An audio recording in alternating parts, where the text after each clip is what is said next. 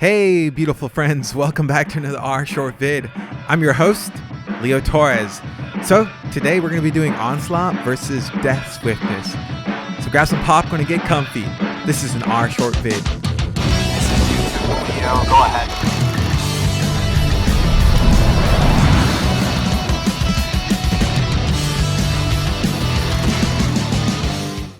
Hey guys, so we're going to be comparing these two abilities. Now, if you want to know the description and how you get these abilities, I'm going to go ahead and put it in the description below. So what are we doing?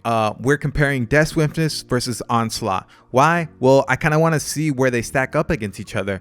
Death Swiftness is more of a longer type of ability, and Onslaught is a short-term type of ability. Now, to elaborate more on this visual graph thing, what I'm doing is I'm graphing the DPS I'm doing for every second of the ability on average. So note that this is going to require me to do this for a long time, 7 weeks to be honest, and I'm going to be under the effect of pretty much the best gear that I can afford.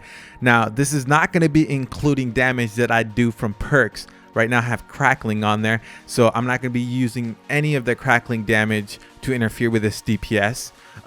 However, at overloads, the aura and scrimshaw are all going to be included. Now, before using Onslaught, it makes sense to have really high health. Go ahead and put a P-neck on before, and right after you activate Onslaught, activate your enhanced Excalibur. Now, if you don't know how Onslaught works, is after you're completely drained on adrenaline, it starts to go ahead and take away from your life points. Now, the enhanced Excalibur will kind of counteract that and kind of heal you as your health is going down. So that's why it's best to use that. Now, your P-neck is more for like a safe measure, but just in case you kind of dig a little too far on your last Onslaught hit, it'll do a little more damage, but it'll heal you back up and you should be all right. Now, to get really good accurate information, I'm going to have to perform this ability a long time. And that's just because we want to make sure that we get really good accurate information on this. And we're going to be taking the average DPS per second and graphing it.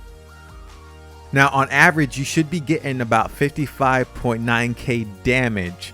Now, that's assuming you're not taking any damage. Now, if you're taking damage, that's probably going to be a lot less because you're not going to be optimizing all of it, or else you're going to kill yourself. All right, guys, so I hope that's good enough. Let's go ahead and jump over to Death Swiftness.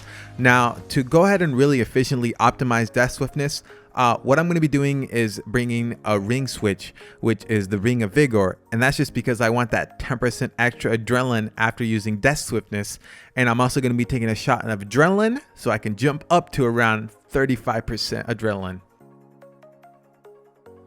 Now, one thing to note is when I'm using Death Swiftness is, yes, I'm going to be using the same exact ability rotation every single time. And I'm going to do this for long periods of time just so we get really good accurate information. So yeah, let's go ahead and jump to the future and let's see what we got. Now, if you feast your eyes on the screen, you can see that on average, we did 93.4k damage during the time frame of 30 seconds, but you're really only DPSing for 27 seconds. Now, I'm assuming you're not taking any damage on this, but if you are, know that you should expect to not do as much damage. Okay, so where does this put us now? Well, let's get a little funky.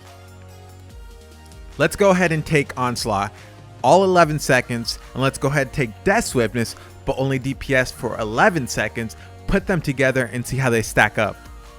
Now, during the time frame of 11 seconds, Onslaught performed better than Death Swiftness by about 11k damage. So if we were to have an 11-second fight, the obvious winner would be Onslaught because it's doing more damage. But now let's go ahead and switch to the other home court advantage of Death Swiftness and see how that does compared to Onslaught. Now let's go ahead and put Onslaught in two different situations. After Onslaught, we have 19 seconds to catch up to Death Swiftness DPS. Now, say we do a couple basics and throw in thresholds. Now we have 30 seconds to even up with Death Swiftness. We have now done 88k damage on average. Now, let's go ahead and jump to a different situation where, say, we only want to do basics and build up to 100% after Onslaught. For 30 seconds, now that we would only be doing 79k damage. Does that make sense? I hope that makes sense.